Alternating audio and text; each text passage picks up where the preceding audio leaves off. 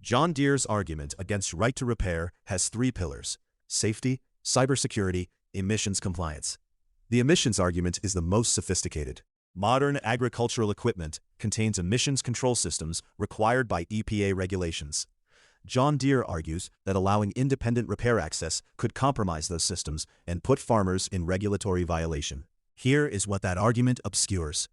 The same emissions control systems that John Deere cites as requiring dealer-only access are the systems that farmers in non-road applications have the most legitimate reasons to modify. Agricultural equipment operates in conditions no emissions test accounts for.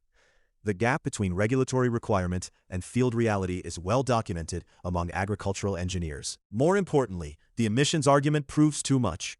If the logic holds that complex regulated systems require manufacturer-only repair, then it applies to every modern vehicle, every medical device, every piece of industrial equipment with software-controlled compliance systems.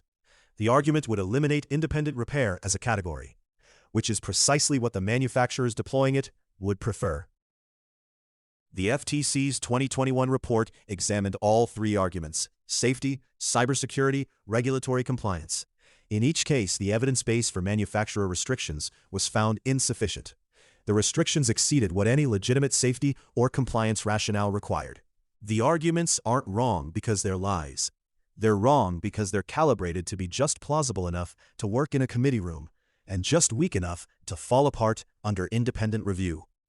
The FTC reviewed John Deere's safety and compliance arguments and found them insufficient. John Deere's lobbyists kept making them in state legislatures anyway. What do you call an argument you keep making after the evidence against it has been published? Drop your answer. Like and follow for more.